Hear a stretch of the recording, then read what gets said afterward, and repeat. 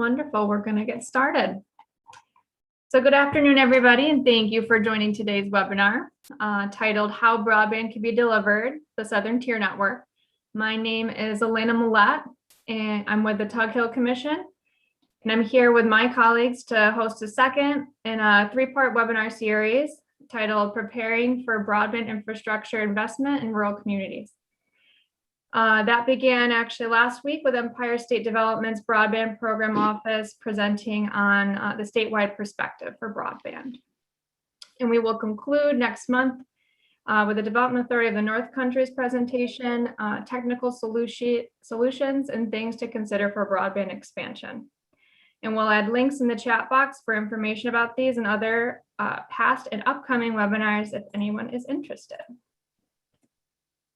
So for those of you who may not know, the Tug Hill Commission or the Tug Hill region covers 2,100 square miles in portions of Jefferson, Lewis, Oneida, and Oswego counties. The commission is a small non-regulatory New York State agency, and it provides technical assistance in program areas of land use planning, local governance, community economic development, and natural resource management. But lately, and as Joe can attest to, we've been partnering with organizations across the North Country, Mohawk Valley, Central New York, to address the need for improved access to affordable broadband in underserved and unserved areas of our rural region. For this webinar, you are muted and your video is turned off. Please ask questions in the chat box and we will address them as we go. A recording of this webinar will be available from our YouTube channel, and also please visit our website, tughill.org, and all of these links will be, again, found in the chat. So now let me take this opportunity to introduce Joe Starks. He's today's presenter. He's a Marine Corps veteran who has over 30 years of technology and telecommunications experience and is the founder of ECC Technologies. Mr. Stark has developed and managed from a startup from technology consulting group that has been responsible for the development of over 3 billion in technology programs throughout North America. So not just New York, including programs and plans for education, corporate, and community environments. So in the past 20 years, ECC has provided technology and security consulting services to education, municipalities, government, and corporate clients. ECC Technologies continues to assist clients with the expansion of broadband and the implementation of technology and security solutions in communities to improve economic development, public safety, education, healthcare services, and this includes the Southern Tier Network, which he'll be discussing today. So we're very pleased to host you, Joe Starks, and thank you again for agreeing to do this presentation with us. And without further ado, I hand the torch over to you. Okay, thank you. That's quite an introduction. I'm not sure who wrote it, but I think I want to hire them. So thanks for having me today. And I want to thank everybody for their time. A lot of folks that are listening and watching this, we've had conversations with over the past few years. And you may remember going back as long as 20 years, we've been talking about this. Now we're talking about it again. And years ago, we coined the phrase, the digital divide is really the difference of those communities that get involved versus those that don't. And we're really finding that to be true now. So it's coming back around. So I'll go ahead and get started on this. You know who ECC is, most of you. So I'm not going to get involved in who we are. I think you already know that. But we're going to talk for a little bit today about the Southern Tier Network. It's a multi-county collaborative in the Southern Tier of New York. And what I want you to focus on is not so much the Southern Tier, but it's more the processes that the Southern Tier Network and the team involved went through to get to where they are today. So for a moment, let's talk about the Southern Tier Network. It is a community-based initiative. And what I want you to understand is that it's over a decade in planning. And right now, I would say the planning for the Southern Tier Network before anything began, we were starting this project 15 plus years ago, even though it's only been the last 10 years that we've actually seen any active results. But but it's been probably close to 15 years that this has been in the making. It's a not-for-profit organization. It's a collaborative. Chemung, Schuyler, and Steuben counties are the three counties that originated it. It's 235 miles of fiber optic infrastructure, and it's managed as an open access model. And let me explain the open access model a little bit to you. Basically, that's fiber optic infrastructure that's installed and can be used by literally anyone. The fiber infrastructure that's installed today around most of your communities, it's owned by Spectrum, or it's owned by Verizon or RG&E or the electric company or Frontier or whomever. It's not open access. It's not available for everybody to use. So just having the fiber in your community doesn't guarantee you anything.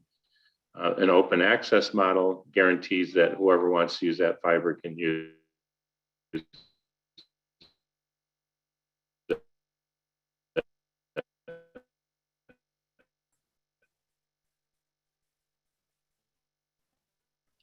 So it started out, and the board of directors, and I want to say something about the board of directors real quick. The board of directors is comprised of key industry and business leaders throughout that three-county area. When we took a look at how we were going to manage this, we made sure that we understood who the leaders and who the champions were in that Southern Tier Central community. And those are the folks that we reached out to, people that would believe in the mission, could help fulfill the mission, and support the goals going forward. And that is a very important concept of how and why the Southern Tier Network has been so successful to date. Here's a map of what the Southern Tier Network is. Essentially, you can see that it starts on the east side, down near Chemung County, Elmira area, a little north of that. It actually goes into Pennsylvania for the medical centers there. It runs up to Watkins Glen. This is the original map that we're working off. It goes into Ontario County, and it basically covers fairly well the three counties that were involved. And what I would say is, the Southern Tier Network is, Southern Tier Central is the region that this network got launched. But prior to the Southern Tier Central Network, Southern Tier Network being built, the plans were developed that this network would encompass all of the counties along the Southern Tier border and reach as far up into New York as Cooperstown area. So it was a very large network because at that time it also included the Southern Tier East region as well. So planning and development for all of that was taking place long before this ever got off the ground. Let's take for a moment the pre-startup of what it took to basically get the Southern Tier launched. And you remember I made the comment about those communities that get involved versus those that don't. And I'm sure some of you will be shaking your head that have been working with us for years, but we talked about this over 10, 15 years ago about why the communities need to get involved. And the difficult part of that was that some of the leadership in place at that time didn't really understand the technology. So one of the uphill battles that we had was essentially trying to convince and educate the political fabric and the leadership in these communities that broadband was important. COVID, unfortunate as it is, helped push that. And that's why we're seeing such a large interest across the country today in municipal broadband. So the leadership and the educational process was key.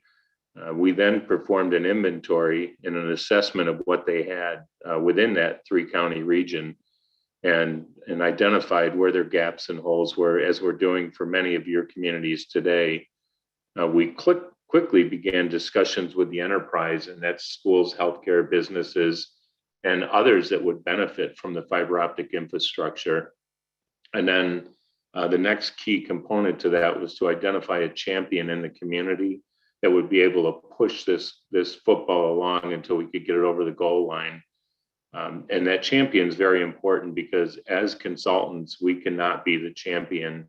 We need the local we need the local fabric of these communities to be that champion. And once we had that, we were able to develop a plan and attainable goals that the three counties could support and buy into. So let's talk for a moment about the inventory and the assessment. And this may come as a surprise to many of you, but the region had significant gaps in broadband, not only in the rural areas, but also in the metro areas. It was being ignored. The incumbents and the providers were happy. They had what they wanted. They were making their revenues, and they just didn't see the need to build or invest in additional infrastructure. So with that understanding the rural areas that were having problems, but also the metro areas, and that ties into the business community. From an economic development standpoint, that's an issue, that's a problem, because your businesses in the cities cannot do business, cannot flourish if they don't have access to this technology. And we found out that they didn't. So they were complaining along with the residents, even residents in the cities, residents outside of the cities. We had numerous meetings with incumbent providers. They just weren't in a position to make investments at that time. They're putting their investments in NFL cities. They're putting their money where they're going to get it back on quicker returns. I think we were told at that time that it was an 18-month turnaround. If a utility invested $1, they needed to make that back in 18 months. And we all know that's not going to happen in rural parts of New York State. So they weren't willing to make the investments. But we talked to a number of competitive providers as well. And they said they would make the investments. They said that they would definitely be interested in building out broadband. However, they needed help getting there. They couldn't afford everything, but if we could show them a way to get to these areas, they would make the investments in the areas. So that's where perhaps the open access model shines best, is it does break down the barriers and allows folks to get out to these rural areas much cheaper than they can afford to do it. And one of the larger things that came out of that study was that the Southern Tier was in fact falling behind in global competitiveness.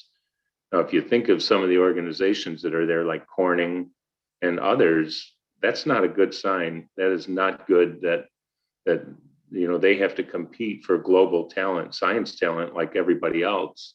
So how would they bring business? How would they bring talent to Corning, New York, if they couldn't get reliable broadband? So it was an issue, and it was an issue not only for residents, but also for the small, medium, mom and pop business, all the way up to the global and international businesses. Let's talk for a moment about the development of the plan. During the assessment process, what we found is that a lot of the folks that were having issues, they could be solved by deploying a fiber infrastructure. And when doing so, we couldn't build it out in a point-to-point environment. We needed to bring a ring environment in, which basically means that if the fiber gets cut, it would reroute the other way. So they would not go down, they'd continue to operate. But it needed to be available in all of the counties. Each of the counties had to have access to it. To the extent possible, we needed to try to reach as many of the rural areas as we possibly could. With the initial build out of the network, we got the lion's share of what we could reach. And then longer term plans on developing spurs and fiber network into the more rural areas was being laid and being developed, and much of that had gotten done. It was decided that the fiber infrastructure was absolutely the best way to go. The issues that we looked at with wireless, satellite, we all know the issues with those. The long-term solution was fiber optics. Of course, it didn't hurt having Corning Corporation, who is the premier fiber company in the world, sitting right there in your backyard. So we got a lot of support from their teams on how to do this and how to do it right, and make sure that they were involved and engaged in this process the whole way. So following on from that, we took a look at the internal needs of each of the counties. and they were all diversified. For example, Steuben County needed a way to connect public safety towers.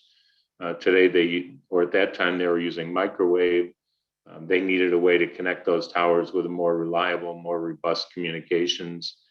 Schuyler County, the same thing, and Chemung County needed to connect their buildings together. So there were some internal needs that each of the three counties had that would be solved by the build out of a fiber network. So it was very important that when we took a look at the long-term plan and how this is going to be developed, that we would look at the internal needs of the counties as well as the external needs, which included schools, hospitals, libraries, businesses, corporations, broadband, et cetera. So the plan needed to address both. And then some of the key things that we needed to think about up front were, and these are not to be taken lightly, were governance. How would we govern this? How would we manage this? We can't have one county oversee all of it. And funding and sustainability were also key factors.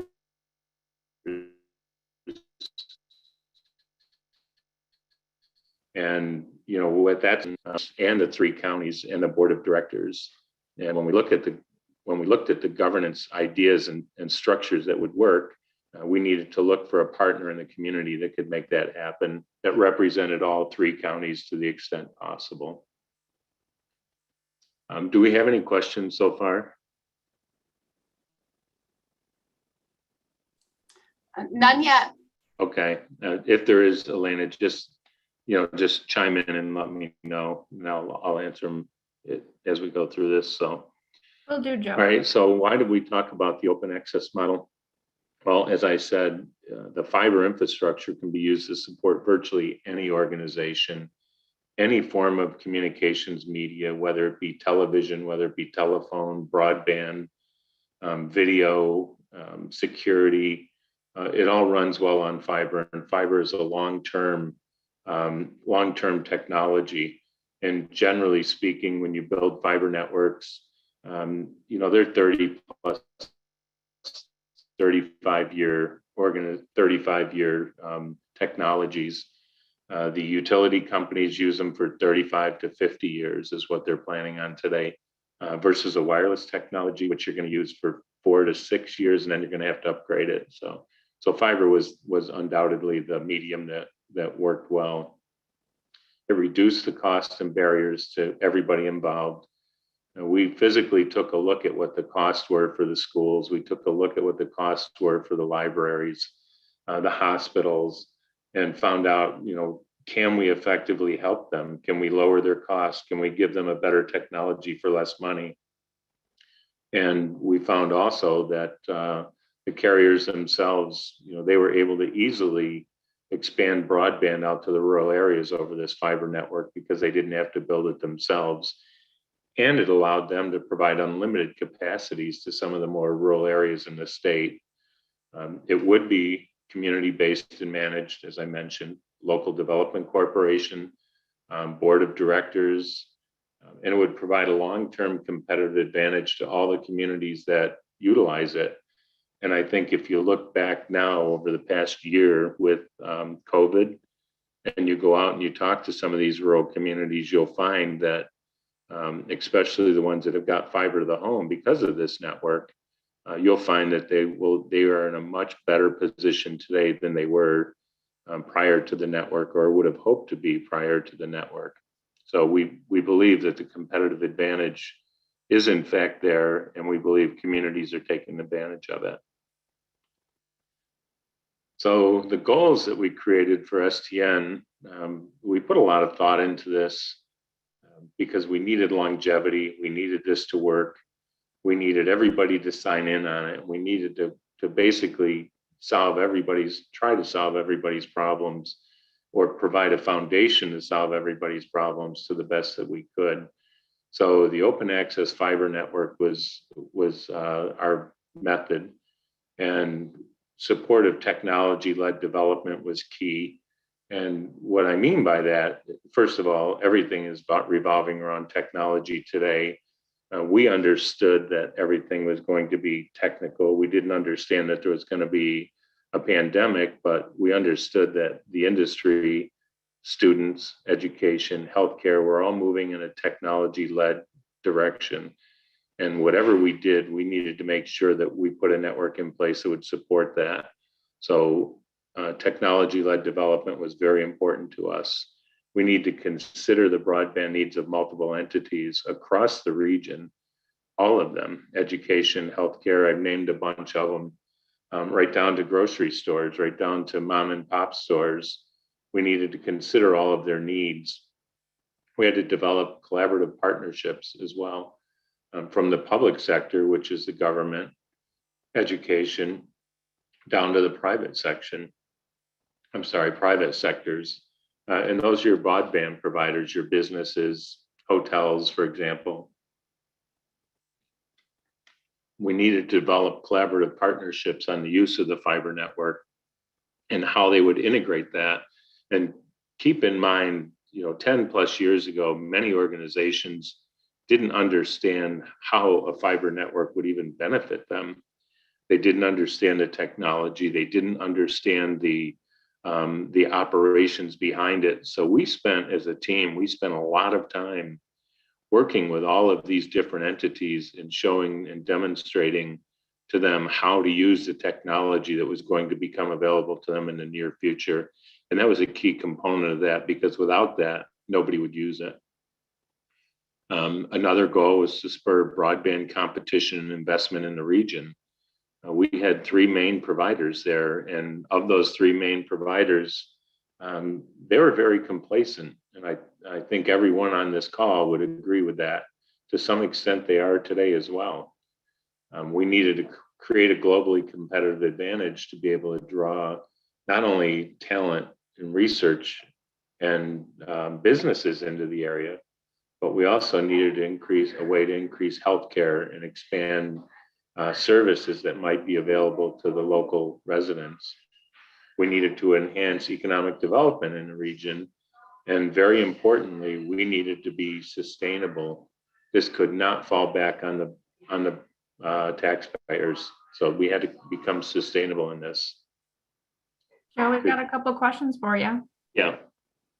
Kevin asked, were the barriers regarding wireless related to limited bandwidth at the 700, 850 megahertz range, or was topography the principal barrier? And has this assessment changed within the advent of the C-band 5G in coming years? That's a loaded question, but certainly the topography played a major part of that.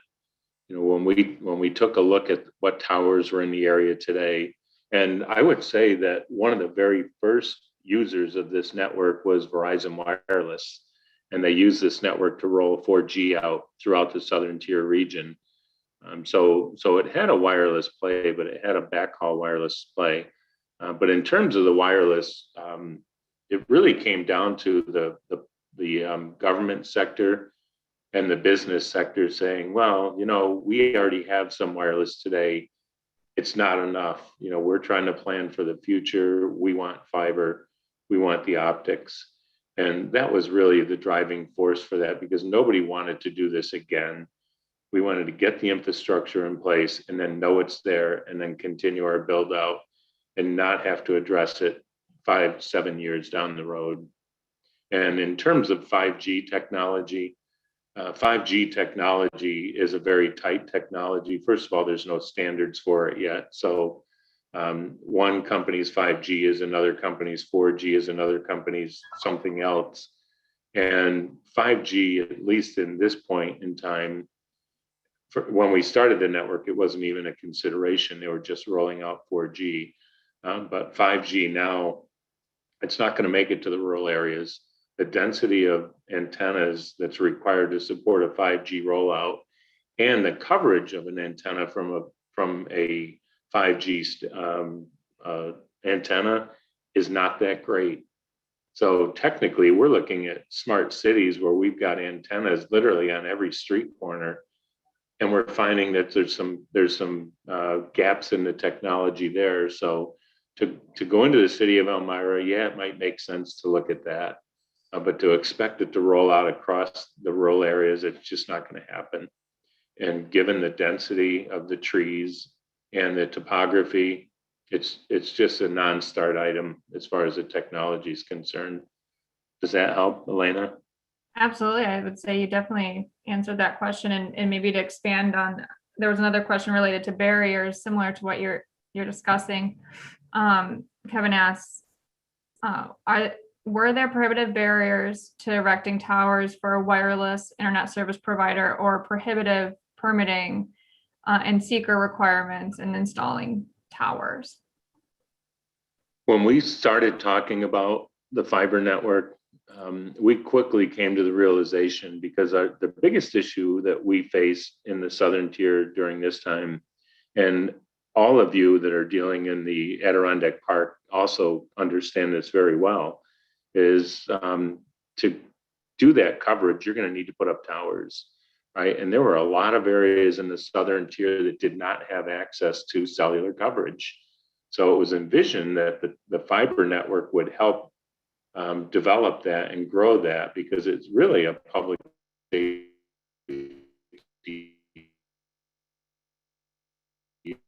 issue, in addition to just a right. So we didn't see any real issues as far as getting towers built. The counties each understood that. We were not aware that there were going to be any roadblocks on that front. But we rather embrace the fact that we've got towers in place today. If we can put fiber to those towers, you can put more technology up there and expand your services. And that's exactly what happened. Thanks, Joe. And another question before we let you move on. Really kind of looking more conceptually at coverage, in quotations. Okay. For the Southern Tier Network. The question is, are all residents considered served and have access to broadband in an area that you are describing as covered? And if not, what strategies have been considered to eliminate the access gap? And he explains that Starlink, exists and is at a consideration for some of these remote areas where there may not be coverage. Okay, I'll answer that. First of all, no, not all of the residents and businesses are covered.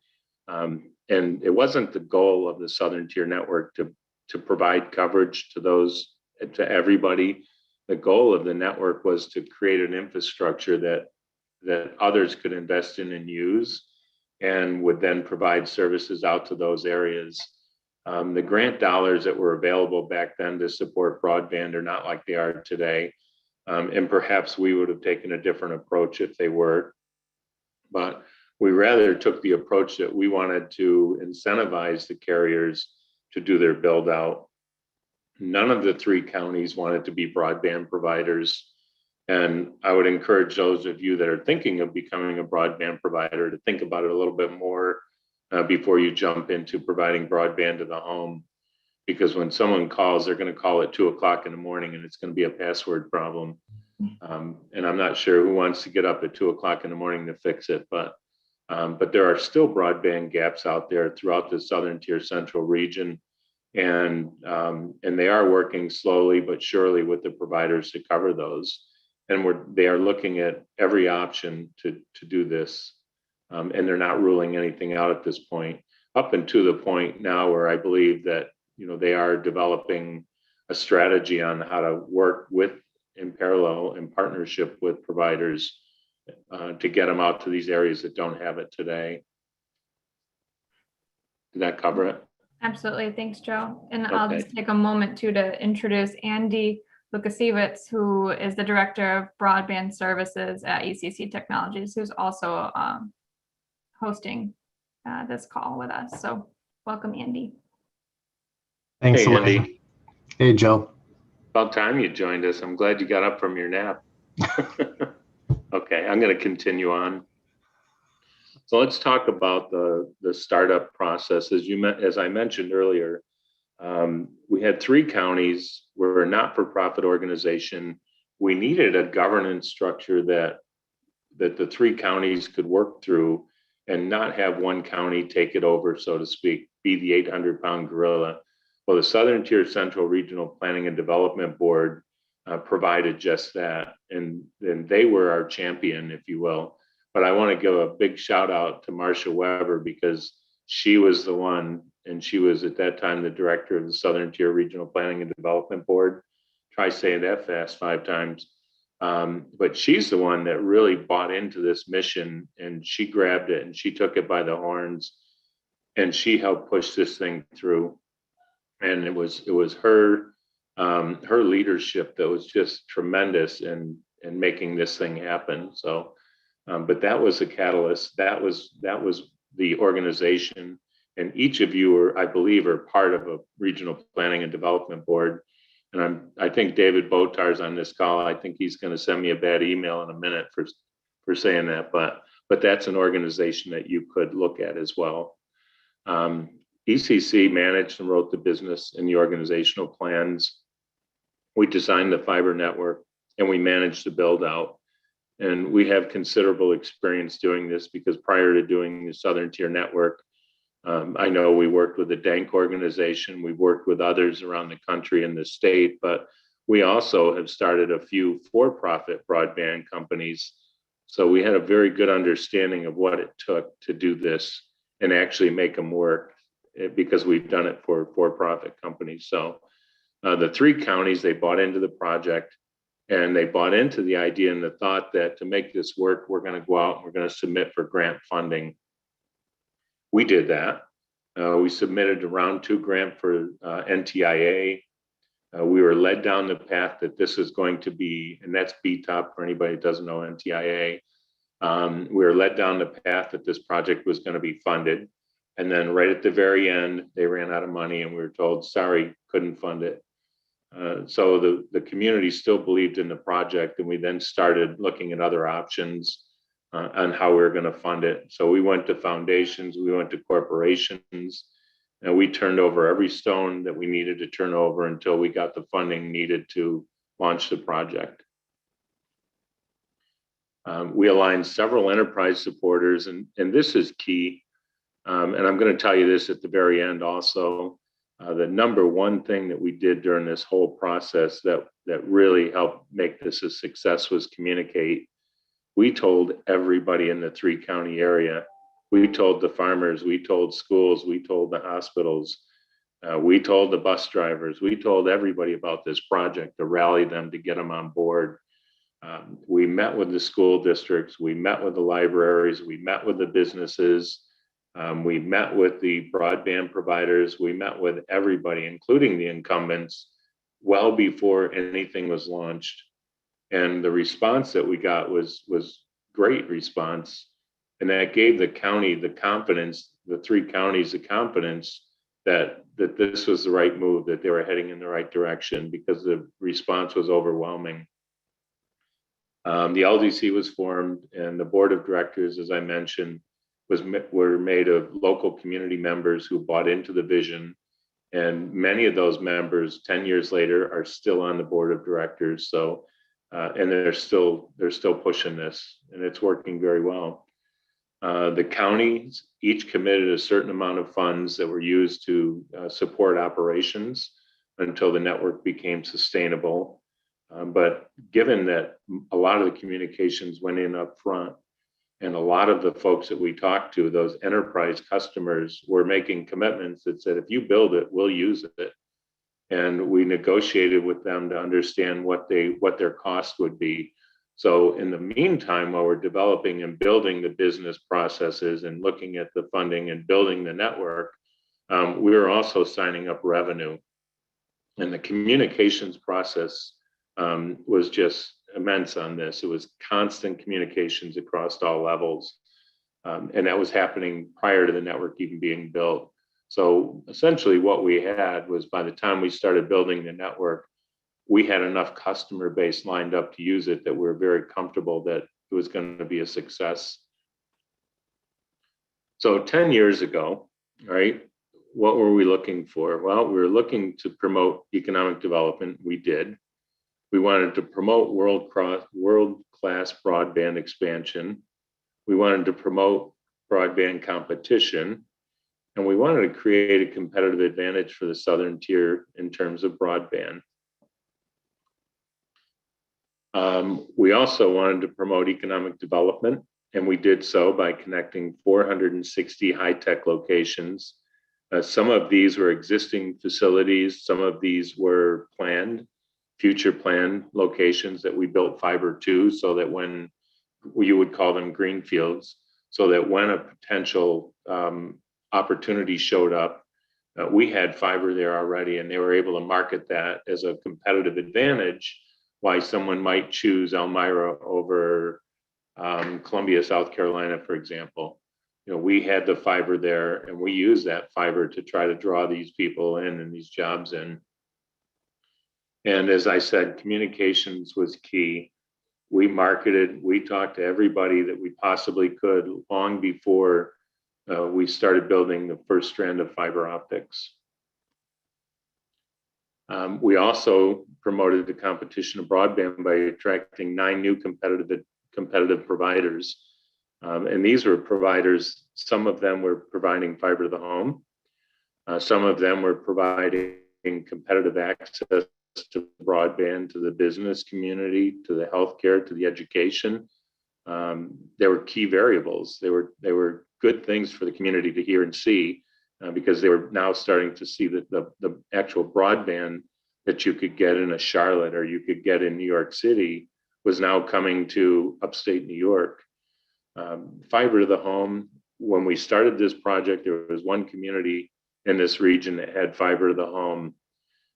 2 years ago, there were 27 communities in the region that had fiber to the home, and more are being added.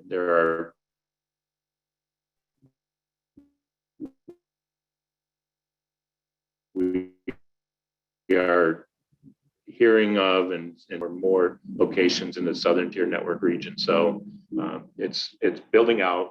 We trusted that the competitors would build, that they would make the investments, and as you can see, they are. Where is Southern Tier Network today? Well, it started with 3 counties, it's expanded to 9 counties. There's over 500 miles of fiber optics installed today. It includes Allegheny, Steuben, Schuyler, Chemung, Yates, Ontario, Tioga, Tompkins, and there's over 10 that were helped from the governor's grant program that helped support these build outs to the other areas. And in total, just the Southern Tier Network alone, we're not talking about all the fiber to the home and everything else that was built out. Over $30 million of public and private investment has been made in that to expand that network. And that's a good story, you know, for the counties who put up what they put up, and to have their money multiplied by 10 by the community is a good story. And right now, Southern Tier Network, they're developing their next 5-year strategic plan to figure out how they're going to work with and support broadband throughout the region. Here's a map that shows the current footprint of the Southern Tier Network. And as you can see over here, that was the original part of the network in here. It has expanded now up into Yates County. It's expanded out into Otsego or Oswego, up into Ithaca, and then into Binghamton, and then down into almost right down to the Pennsylvania border along Route 11. And some of you may know that there's an awful lot of industry and technology growing in that area. And we believe that it's because of the network that's helped them to drive that model. I'm going to take a minute. First, I'm going to check the time. Okay, I think I'm doing okay. And I'm just going to run through this process really quick. You heard me say that the process is key. It's the discovery, right? Understand what you have. You can't move forward until you know where you're at. Formulate, make a plan on how you want to move forward. You know, what are the funding options you need, and identify all of them. There's a lot of grant dollars out there today. And there's an awful lot of private industry and entities who are willing to invest and partner with communities. We've got a few of those going on in New York State right now, where the community is providing some, the private industry is providing others, and the government's providing grants. So, and then construct, and it's either going to be fiber or fixed wireless. I would tell you right now, from an investment strategy, all of the investment firms that we work with around the world, all of them want fiber. They'll deal with fixed wireless, but they really want fiber. And if you're developing a fixed wireless plan, you're planning on private investment, you should have a plan to migrate to fiber along with your fixed wireless plan.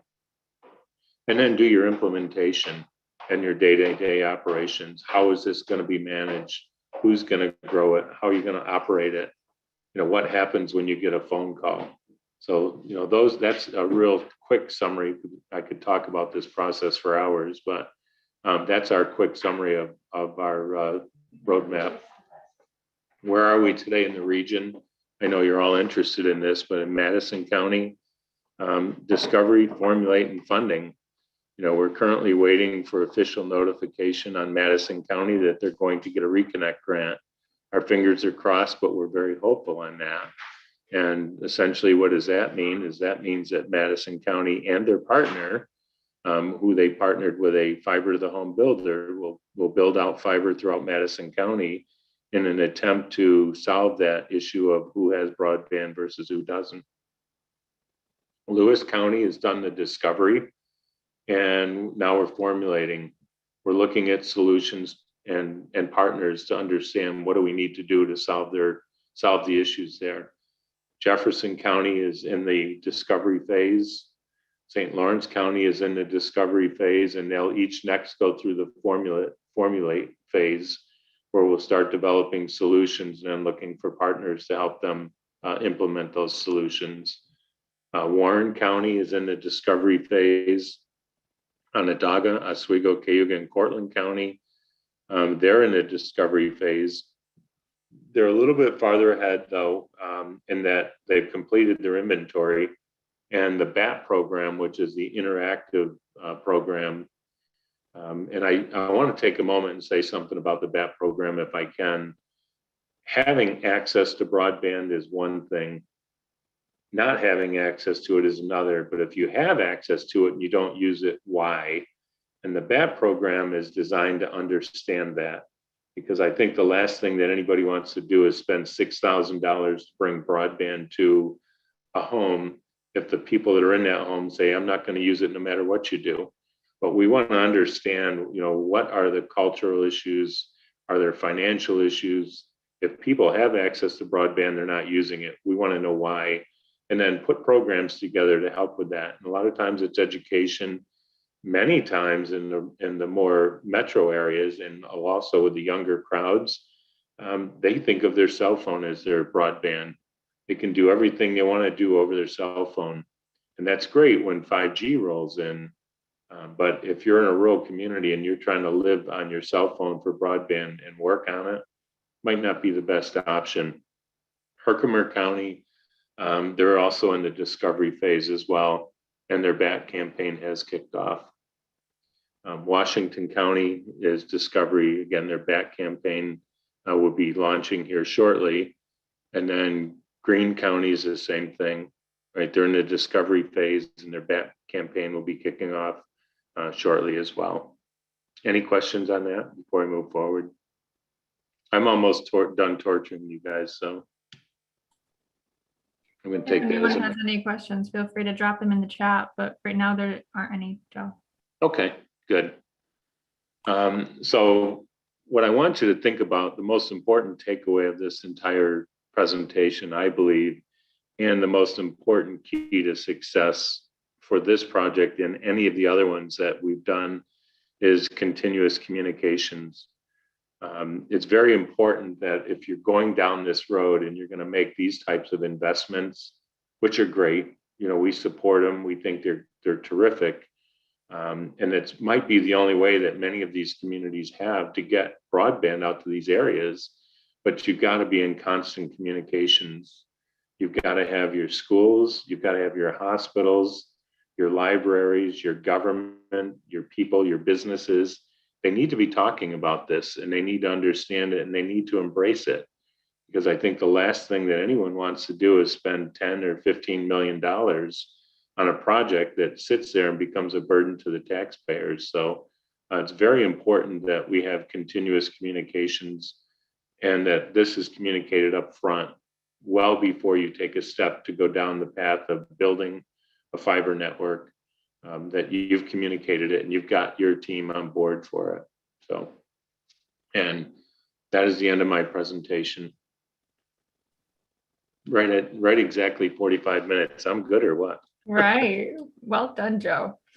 So we do have a couple questions. The one question from Tor, he asks if you can speak to the installation materials and other costs of getting the Southern Tier network up and running. And he uses Caroga Lake as an example of a place where they don't have great access.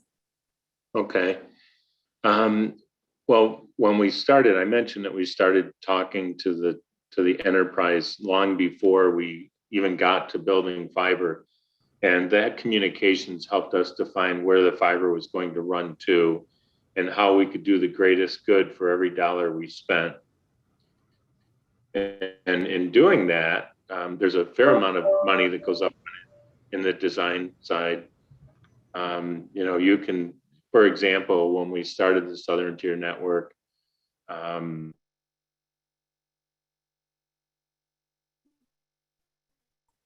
we had a budget of 49 by DOT, and others have changed that. But out of that $40,000, roughly 6,000 of it went to design, engineering, pathway, permitting, all of that stuff that you need to do to get up front and get out of the way. You're looking at somewhere in the $22,000 to $24,000 a mile to actually build the fiber, depending on what you're constructing. And as you start to look at that, you want to pick the shortest path, but shortest path is not always the best path, because there's this little devil called make ready, and make ready's gotten a lot more complicated than it was 10 or 15 years ago. And basically what make ready is, and at that time it was $6,000 a mile, is if you're going on utility poles, which is generally the cheapest form of construction for fiber, you may have to move other wires up and down on that pole, or you may have to replace a pole so that you can make room for your fiber optic cable in that pole. And there are National Electric Safety Code governs those regulations. So that amounted to about $40,000 a mile. But of that, the design, the pathway permitting, all of that gets done up front. Then the make ready gets done. And that's where you pay a Verizon, you pay a Spectrum, you pay NYSEG, for example, or National Grid to go up there to move wires around on that pole. And when that's done, then your contractor can go install your fiber. Did I answer that, or did I do a good job of skirting around it? No, we definitely heard some figures in there. I think you did a good job. And since you are talking about fiber, we do have a question from Katie about last mile. I'm sure it's very complex, but in a condensed and digestible way, how does the last mile get built? And how do ISPs that provide the actual service get convinced to work in a sparsely populated area? Okay. That's a loaded question, because I think I want to get very technical on that, but I'm going to try to dummy it down. Basically, think of the phone system 50 years ago.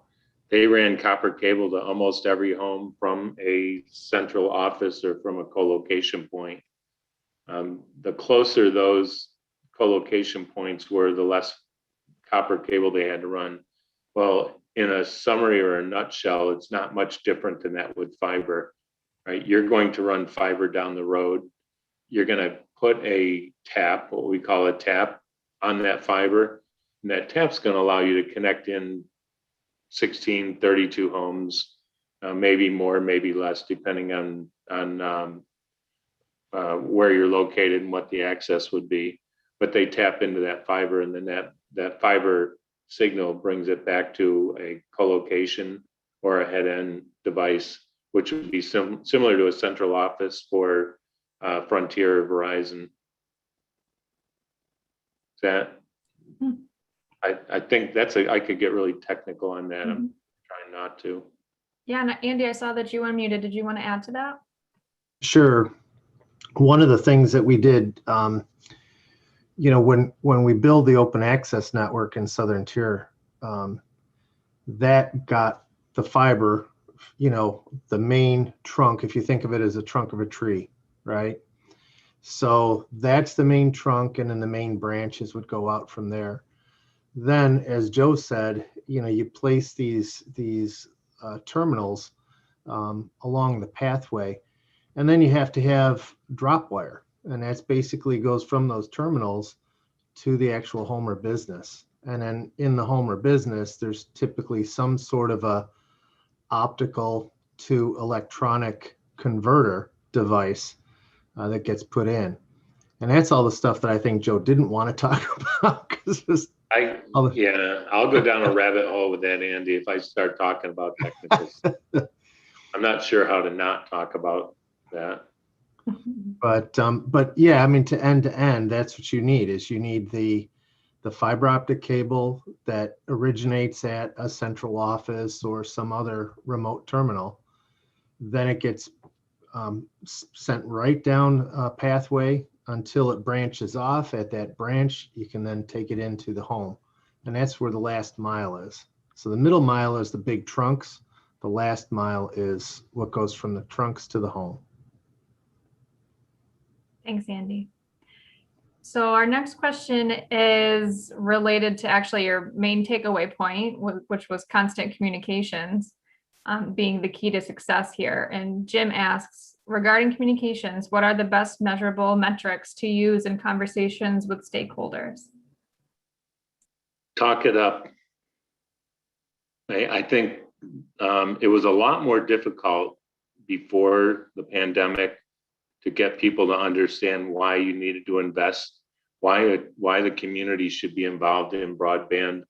But I think today that conversation's a lot easier, because I think everybody knows, why this is so important. So the best metric is basically to have your plan, have your goal, have your idea, have your champion, and then keep your message consistent. Everybody's talking the same message, no matter who they're talking to. And then it's not confusing, but it is talking. It's a lot of talking. Any form of communication that you can use to get the message out there is a good form. Andy, did you want to add anything to that? Thanks, Elena. Not much. It's really communication. As far as a metric, the metric is going to be on the success. Have you overcome all the roadblocks, and are you actually getting the project done? And if that's the case, then you've probably communicated it effectively. Because once you have a good plan, you figure out how much it's going to cost, it's a viable project, and you've got a solid business plan behind you.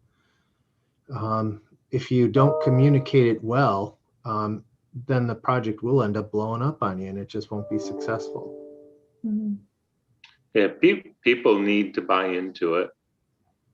At all levels, they need to buy into it. So the more you communicate it and the better you communicate it, the more successful of an opportunity you'll have. Mm-hmm. And since we're on the topic of communications, switching gears from stakeholders to ISPs, Rick asks, how do you get the providers to play along and cooperate? Well, the incumbents, you don't, right? The incumbents, until recently, they don't get it, right? They think they're the only game in town, and they're going to dig their heels in, and that's the way they're going to approach this. The competitive providers, they're just that. They're competitive. They want to grow. They're looking for opportunities to grow. Most of them are privately funded, and they're demanded to grow. They're very easy to talk to. All you have to do is show them a solid, reasonable business plan and a business model, and most of them sign on right away. It's not hard to get them on board. The incumbents, on the other hand, yeah, it's very difficult.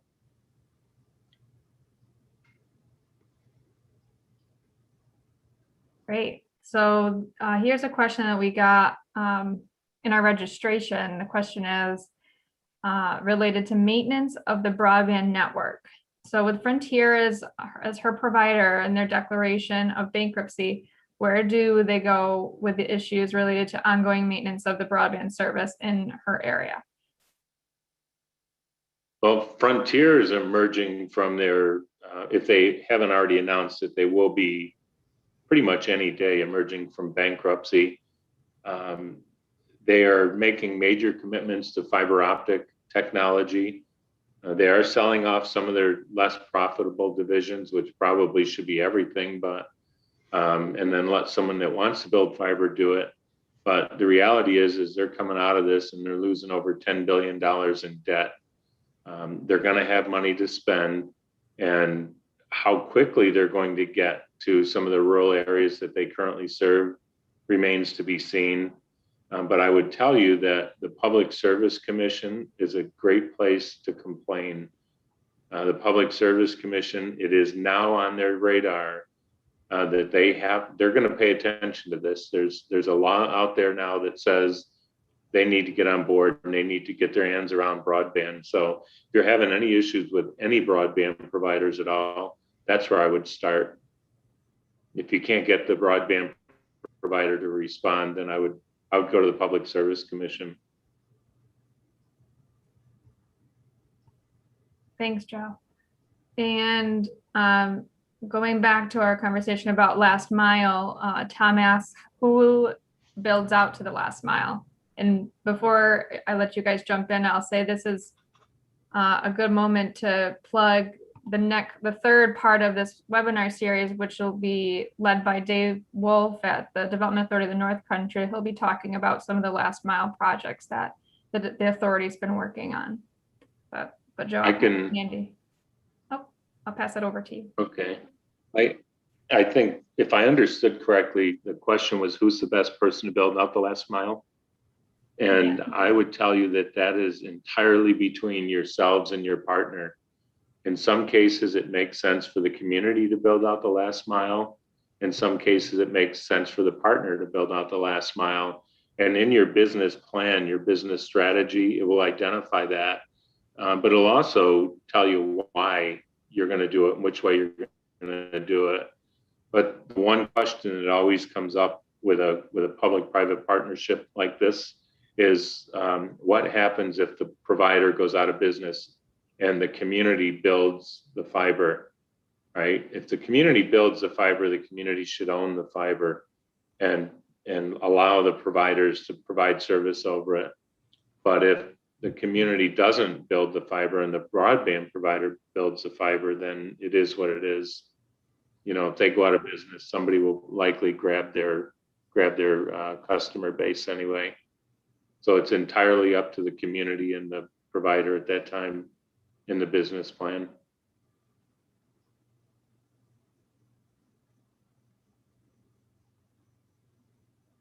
Andy, anything you wanted to add to that? No, thanks a lot. I think Joe hit it up really well. I think it depends on the situation. I know that whenever we work with our clients who are the counties or municipalities, we always will take their side as far as how best to protect the people.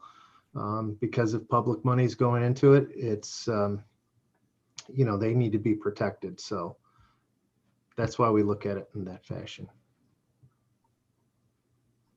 Great. And maybe to loop back to Southern Tier Network, are there any ongoing plans for the network? Any expansion, anything along those lines? I'm sure there are. We still work with the Southern Tier Network, but we're not their operations arm anymore. So we'll provide them with support as they need it. And they are working with Corning Corporation to develop a longer term strategic plan that I think might align better with what Corning's trying to do in their community as well. So, but I know that, you know, we've provided them with some support and some help in that area, but I'm not sure where they are with it today.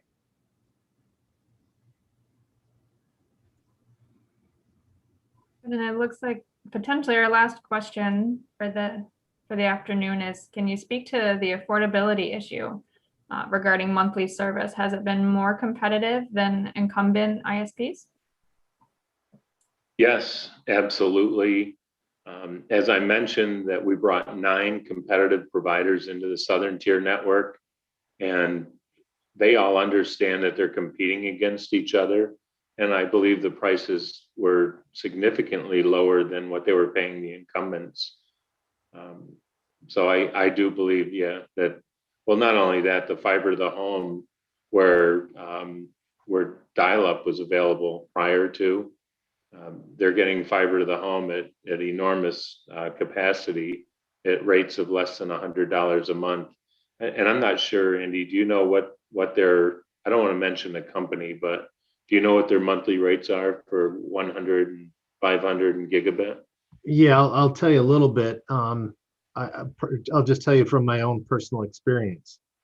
So my own personal experience, I was getting cable-based internet service for about $65 a month. And that gave me up to about, it was like, I think I was at the time, it was 100 megabits per second download speed and 10 megabits per second upload speed. Well, and that was for $65 a month. A competitive fiber to the home provider came in and they gave me 500 megabits per second down, 500 megabits per second up, $50 a month, no taxes, no fee, everything's all inclusive. So I went from 65 to 50 and I got a much better service.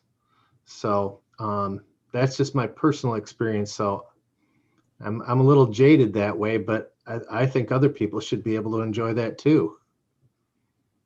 Absolutely. Yeah, who doesn't want fast download and upload speeds at a lower cost? Well, thank you, Andy and Joe.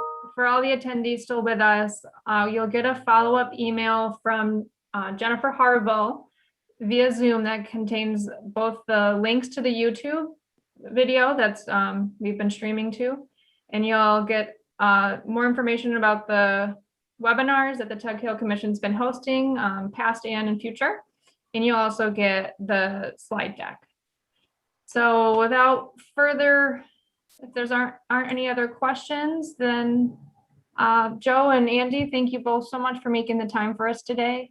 And we're looking forward to seeing how all these projects develop in the future. Great. Thanks for your time. Thank you. Absolutely. Have a Have good a day, great guys. day. See ya.